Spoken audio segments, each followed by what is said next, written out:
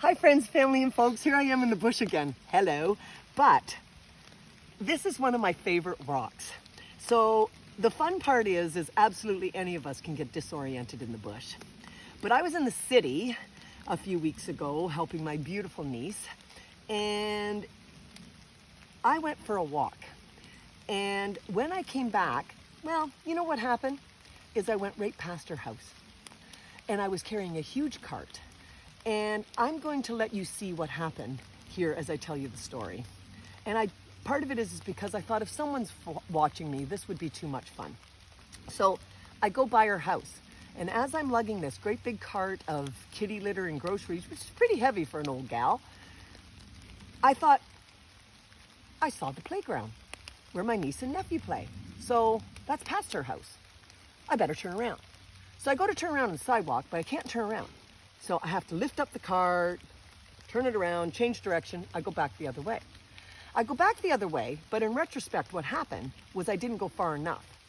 But I start to second guess myself, you see. So I say, no, it's Toronto. A million of those parks around. This is a different park, looks the same. Because everybody looks the same there. So turn my cart around again, hike its bum around, head back down. I head back down, I go past the park thinking her house is further on. I get down till I see another marked area that I go, no, that's near her house too. Darn it, Susie, it's that way. Turn yourself around. I turn myself around again. So can you imagine if the neighbors are watching? I turn around, I go back again. And here's the thing, is eventually what I saw was a hibiscus plant. And I also saw some goldenrod. And I saw people's gardens. And that's when I said, no, her house is down this way. Now, I'm married to an engineer, and you might know I'm a little more artsy-fartsy than he is. And he says, how about looking at the numbers on the house, Susie? And I said, yeah, but he always teases me I got a conspiracy theory going. And he says, oh, you wouldn't want to trust the numbers on the house now, would you? And I said, no, what you trust is the goldenrod. So that's the thing, is like, you know, you can take the country out of the girl. How do you say that? You can take the girl out of the country, you can't take the country out of the girl. So what I trusted was the fact that I knew those plants. So when I was just lost a few moments in this bush, because I was disoriented, what did I find? My favorite rock. So here's the things, people, is in our thought patterns, the same thing happens. We get on a good path, right? And then somewhere along here, we say, oh no, second guessing myself, better go back. And then we get on another mental train and we go back up and we say, oh yeah, we're feeling good about life. And we get right to the peak where we're maybe going to make the change to the next level. And what do? Negativity. And not that there's anything wrong with negativity, but self-doubt, ego gets in the place. What if people make fun of me? What if they don't like what I make? And we sometimes get into a mental thing that goes around and around. What you want to do, people, is when you're on your high point, you want to look at the level up.